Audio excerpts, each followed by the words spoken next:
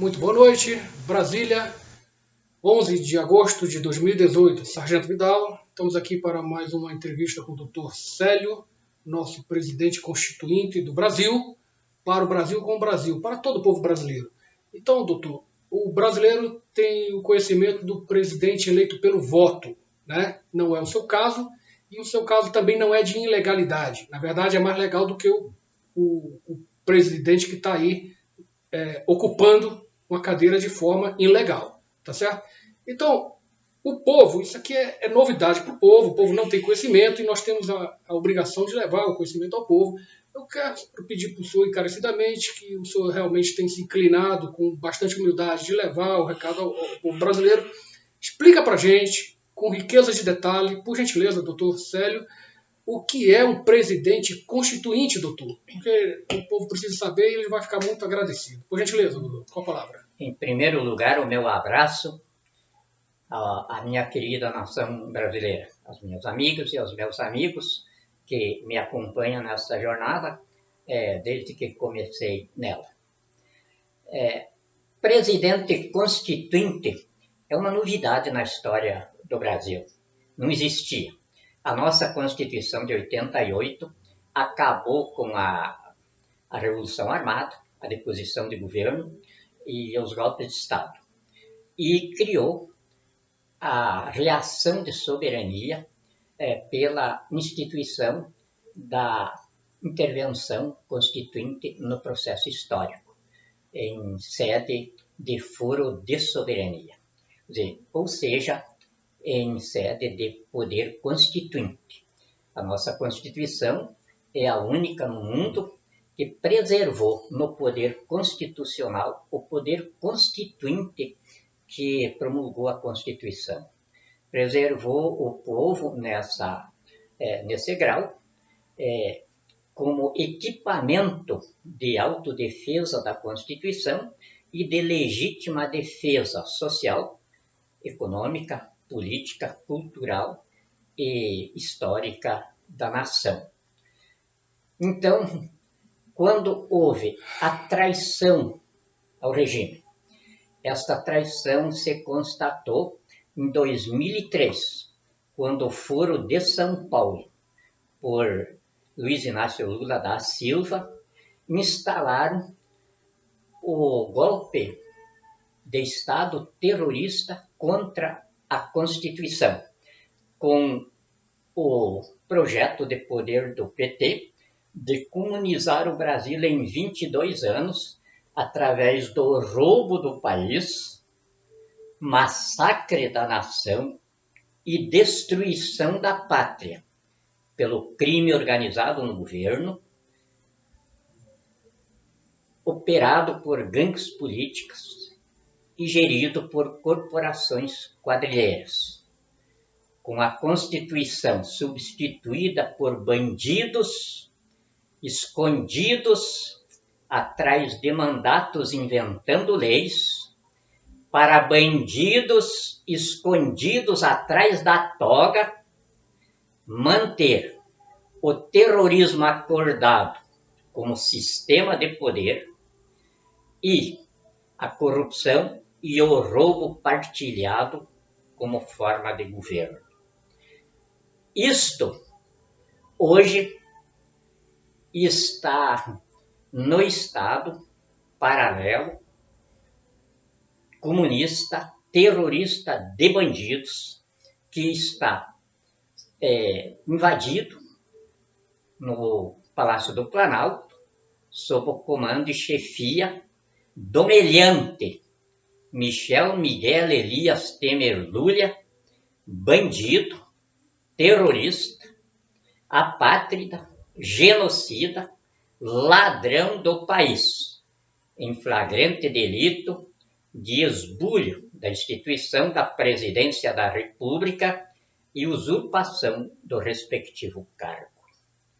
Então, dentro desta situação, que começou a se desenhar em 2004, eu fui chamado a Brasília, porque a área militar havia constatado um golpe das oligarquias de São Paulo Minas e Rio de Janeiro para reinstalarem a República do Café, que o regime militar havia acabado com ela.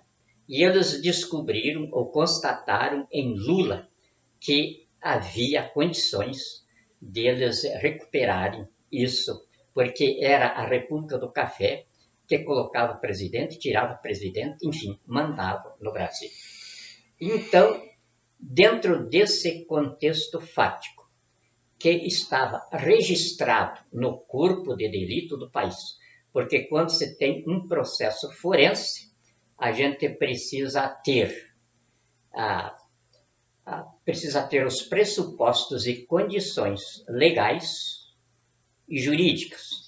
Precisa ter o fato concreto e precisa ter o objeto para a finalização do processo. Então, isso nós tínhamos. Aí, quando eu fui chamado para cá, instalamos, então, a CPI dos Correios e do Mensalão. Começou, então, a intervenção ali. Fui eu que instalei isso. Apesar de hoje aparecem autores, vários aí, mas a coisa, quando sai da área militar, então aparecem os autores, os pais da criança, porque a área militar não se identifica na vocação sacerdotal do militar pela pátria e pela nação. Então surgiram os pais da criança e os autores, mas quem encaminhou tudo, quem vigiou pelo andamento da coisa fui eu. E aí, a partir da produção penal, da CPI dos Correios do Mensalão, pela Ação Penal 470, eu ajuizei, em 2008, a reação de cidadania pela intervenção constituinte no processo histórico perante o Supremo Tribunal Federal em seu grau de Corte Constituinte em esfera de foro de soberania. Foi recebido pelo Dr. Gilmar Mendes, que então era o presidente da Corte. E a partir disso, então, nós desenvolvemos o persecutório institucional de Estado, não expressamente instalado, mas sob incentivos nossos, perante a Polícia Federal, a Procuradoria-Geral da República, e da onde surgiu a Lava Jato e as demais operações policiais. E isso vingou graças ao suporte que nós demos ao procedimento político dentro dessa esfera de dinâmica da nossa civilização. Antes, a Polícia Federal tentava trazer a lume as entranhas do poder, mas imediatamente os superintendentes, os delegados, os agentes que se enfronhavam nisso eram dispersos.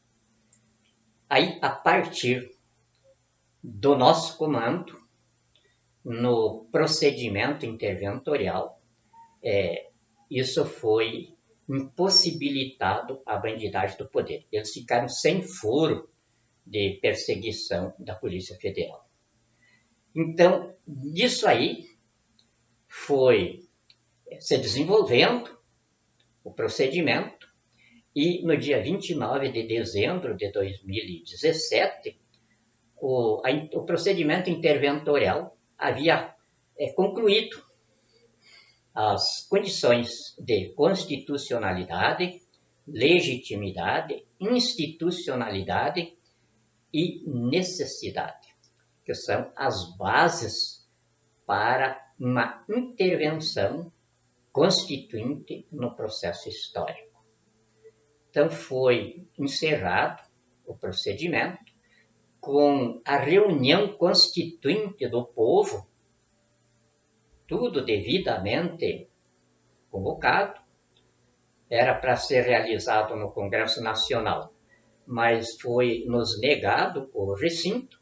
Então, nós realizamos essa reunião constituinte ali na Praça dos Três Poderes, ao lado do Congresso Nacional. E dentro dessa reunião, então, o povo me instituiu presidente constituinte do Brasil. Isso não é um mandato. Eu não tenho representação do povo. Eu sou o próprio povo no poder. Por isso é que eu me identifico como o peão número 1 do povo. Porque é o povo no poder. O povo no poder está limitado pelo Supremo Tribunal Federal em seu grau de corte constituinte.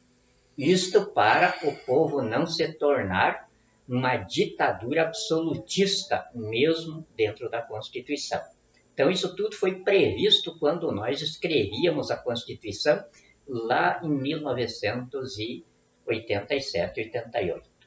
Então, isso tudo ficou construído, esses instrumentos, para este momento da vida nacional. Porque este momento aqui é o segundo momento da Revolução 64, que foi dividido em 3 etapas. De 64 a 85 era a construção física do país. De 85 até 2014, 2016, calculávamos que ia ocorrer o suicídio da bandidagem comunista, terrorista do poder, porque era o tempo que nós calculávamos que eles levariam para roubar tudo que o país tinha para ser roubado, para destruir o país e deixarem na situação em que está deixaram hoje. E não erramos, porque, de fato, foi a partir de 2014 que o suicídio de poder começou a se identificar. E aí ele ocorreu com a tomada do poder no dia 1º de janeiro de 2015, pelo Foro de São Paulo, com as organizações terroristas que o integram, o Instituto Lula, José Dias Toffoli e Rodrigo Janot. São os personagens daquele golpe. Empossaram na presidência da República Dilma Rousseff por um pleito promovido com dinheiro roubado da Petrobras, BNDES, Eletrobras e dos cofres públicos, no qual fabricaram o mandato para Dilma nas urnas eletrônicas e o refabricaram para Temer no dia 31 de agosto de 2016 pelo impeachment da Dilma, engendrado, pago com dinheiro público, claro, mas pelas mãos de Michel Temer, que administrou com Eduardo Cunha todo o procedimento dentro da Câmara e no Senado Federal. Então, o que nós temos hoje, que se diz presidente da República, é um bandido, vagabundo da pior espécie. Porque se tivesse vergonha na cara, não estava numa situação dessas. Tinha se matado se precisasse fazer um troço desses aí. O cara não tem vergonha, não vale nada. Eu conheço sujeito desde quando começou na Faculdade de Direito de São Paulo. Sempre foi desse jeito. Nunca se elegeu para nada, mas sempre esteve no poder, através de traição, através de astúcias. E ele ia na garupa, como fez com o Lula. Através de astúcia com o Lula, foi na garupa de Dilma, a vice-presidência da República. Tentou o golpe durante o primeiro mandato da Dilma, mas no primeiro mandato da Dilma ela ainda estava sob a sombra forte do Lula como o ator plenipotenciário das massas populares. Então ele não conseguiu. Mas no segundo mandato, aí ele teve as condições que ele mesmo preparou já dentro do primeiro mandato e na campanha. Então, o presidente constituinte começou aí. E o presidente constituinte, então, é o povo no poder. E aí tem a pequena diferença. Contra o povo não tem quem lute, porque é o povo no poder. O que é que tem contra o povo? E eu sou o povo. Aí a Constituição coloca o limite para mim não me tornar um ditador plenipotenciário, que é o Supremo Tribunal Federal. Mas neste momento eu estou com os 11 ministros do Supremo Tribunal Federal sob notificação de que vão ser destituídos por comporem uma corporação terrorista de bandidos no Supremo Tribunal Federal. E aí, então, eu protocolizo no Supremo Tribunal Federal a instituição do Supremo, não aos ministros que estão lá. Aí, feito o protocolo, o ato está constitucionalmente consagrado. Mas quando eu tiver substituído esses ministros e recolocado o Supremo Tribunal Federal no grau de constitucionalidade dele, então aí eu vou ter, acima do Supremo Tribunal Federal, eu vou ter o referêndum popular. Então, um ato, por exemplo, que o Supremo Tribunal Federal disser que o povo excedeu os limites da Constituição, aí eu submeto, se eu tiver convencido de que não houve isso, eu submeto o ato ao referendo popular.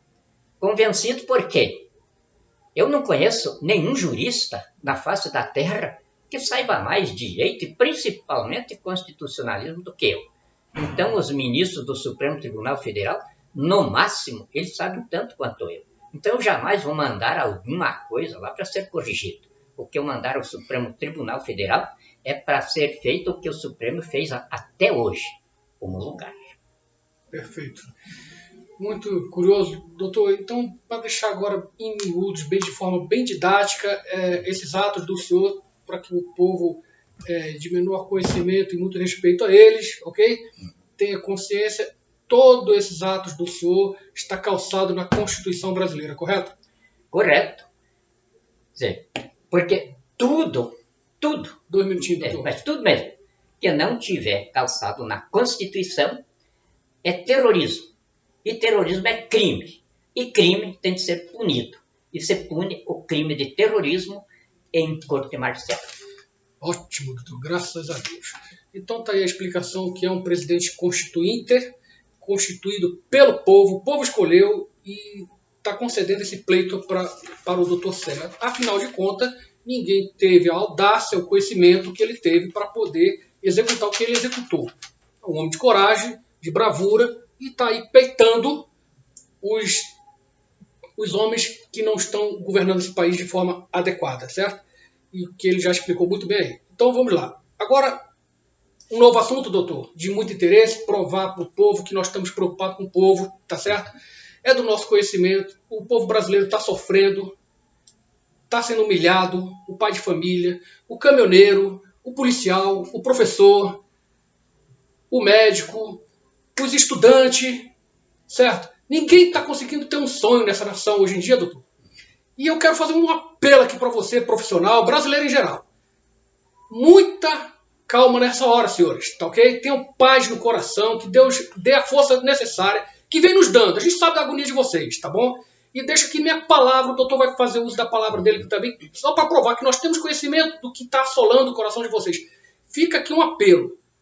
Não façam bobagem com a vida de vocês. Se vocês quiserem fazer bobagem com a vida de vocês, vem para cá ajudar a gente a passar o cerol nesses comunistas que estão matando o povo brasileiro. Antes morram eles do que a gente, do que você, pai de família, certo? E digo isso aqui com amor, com carinho, porque eu sei da agonia que vocês estão passando.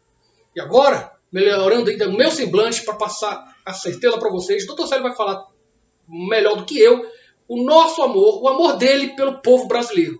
Para deixar esse recado fraterno, amigo, sincero, coeso, de quem sabe o que está assolando o coração de vocês.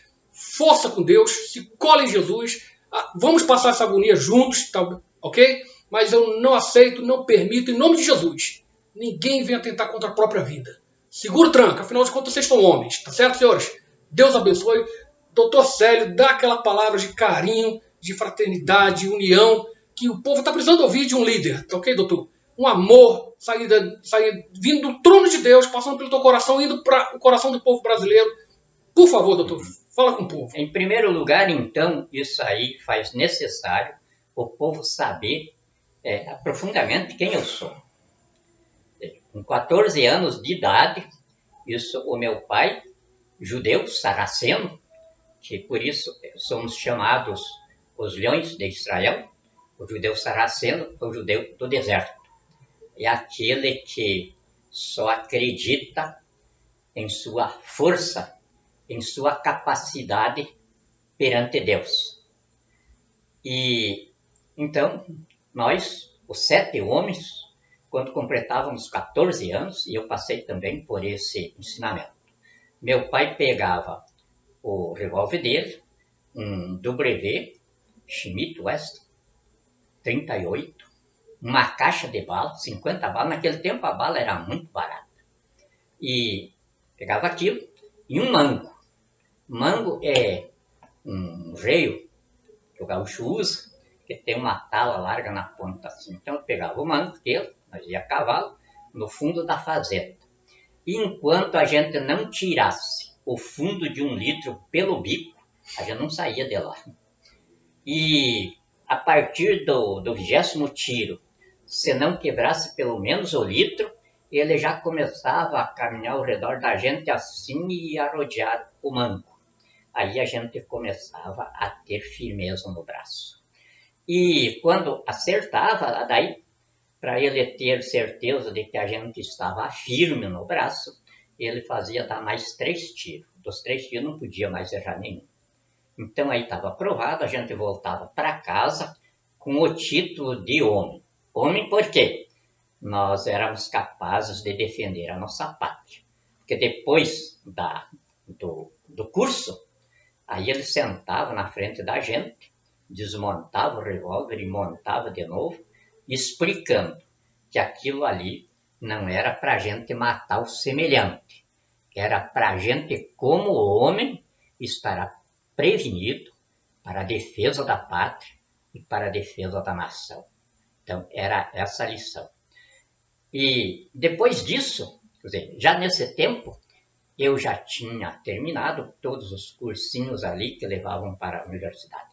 E aí, o que tinha para ser aprendido na profissão que eu fui levado a abraçar, eu aprendi tudo. E aprendi ao máximo. Ao máximo é porque, quando nos cursos finais, os professores eram computadores. Naquela época eram chamados de cérebros eletrônicos. E completar a lição significava vencer o computador, ou seja, empatar com o computador. Quando você vencia o computador, então passava-se para a próxima matéria. E depois, quando houve a finalização do curso, então aí os professores nos colocaram de pé na frente deles e aí nos disseram que a nossa diferença básica entre nós máquinas que saíamos para o campo de trabalho e as máquinas que nos treinaram lá dentro eram apenas 4. No resto nós éramos tudo iguais. Então eu saí de lá me considerando não um operador do poder, mas uma máquina do poder para ser operada pelo poder. E encontrei isto aqui no Brasil, quando a gente voltou, cada um voltou para a sua terra de origem, e eu voltei para cá. Então, profissionalmente, eu fui obrigado a nascer no Paraguai, quilômetro 40, lugar chamado Guaçu, ali depois da Ponte da Amizade. Eu sou natural de lá também, Paraguai, legítimo, porque quando a gente saía para o mundo, saía do Paraguai, não aqui do Brasil. E aí, o general Golbery Couto e Silva, depois de algumas prisões pelas quais eu passei, aí foi o embaixador Lincoln Gordon dos Estados Unidos, que explicou para os militares que eu não era comunista, eu era um agente contra o comunismo. Aí a partir disso aí, o saudoso e querido mestre Roberto Costa Silva me chamou para fazer parte da equipe dele de assessoria de inteligência ao gabinete da presidência da República. Eu não sei se foi um bom dia, um mau dia, mas desse dia eu não saí mais disso, não consegui.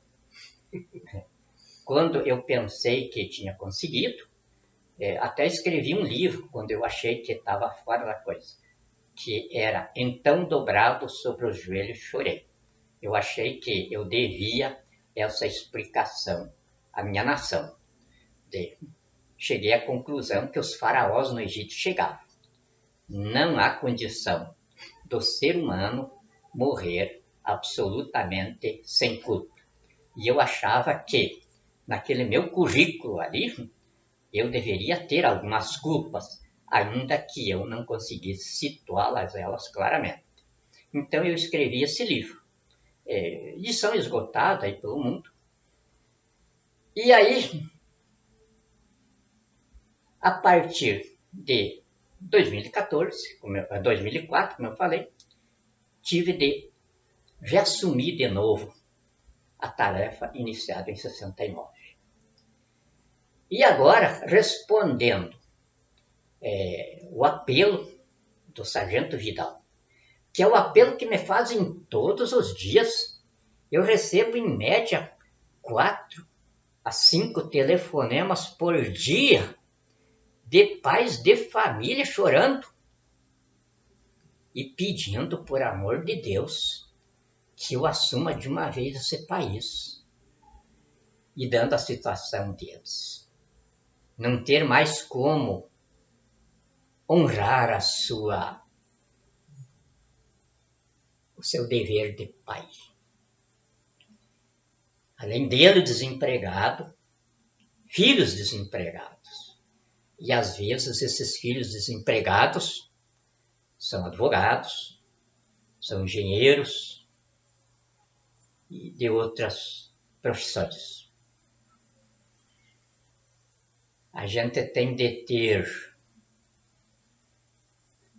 uma certa vocação sacerdotal para a coisa, porque senão perde a paciência. Principalmente eu, que não falo no ar. Tudo o que eu digo está alicerçado em 2/3 da força letal do planeta. Isto quer dizer,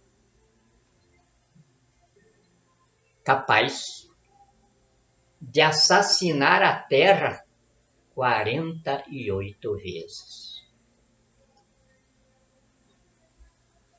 Então, eu não posso ser liviano. E agora, quando eu venho dizer então para vocês, começando pelas crianças, porque eu me considero uma criança, eu sou nenê da mamãe, e estou quase que desesperado para terminar essa missão, para voltar para casa, porque eu sei que vou ser recebido como nenê. E a partir das crianças, dos nossos adolescentes, dos nossos jovens e dos nossos velhos, eu vou começar com a visão do profeta Ezequiel. Disse ele sobre estes dias: naqueles dias da nova era da terra, diz Deus, esclarecerei toda a humanidade. Seus filhos nascerão sábios, seus jovens me revelarão, e em seus velhos lhe abrirei caminho. Engraçado que na intervenção eu tenho muita gente jovem, até crianças, mas a equipe mesmo de peso é a velharia a partir de mim. Eu também sou velho. São os fuzileiros navais, tudo já 60, cientistas, gente da antiga inteligência, tudo eles que estão na juventude confiável, como dizia o saudoso mestre Golbery Potecilo, quando ele falava nos 70 anos. Então ele dizia, quando o homem chega aos 70 anos, ele atingiu a juventude confiável, porque ainda tem tesão, mas não faz mais burrada. É verdade. Então, Eu vou chegar aí. Então, nós agora, os fuzileiros navais, a nossa população carcerária que estão convocados para integrar a defesa, a legítima defesa civil,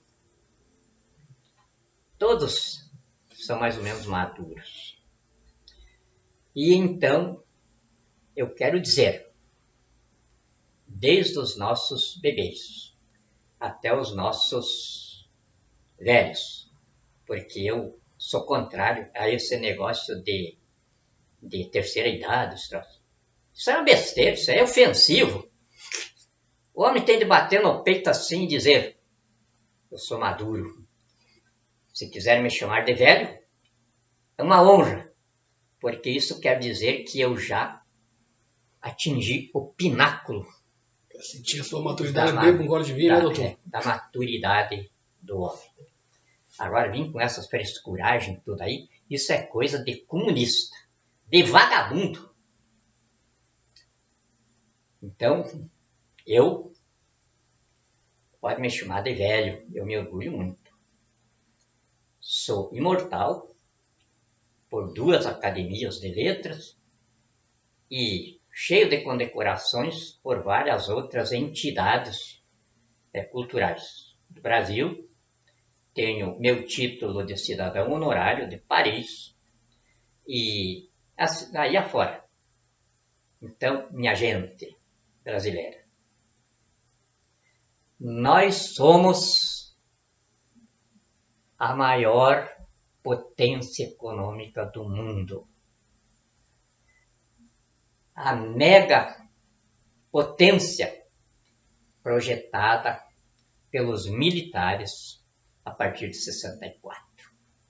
Coube a nós agora empreender isso aí.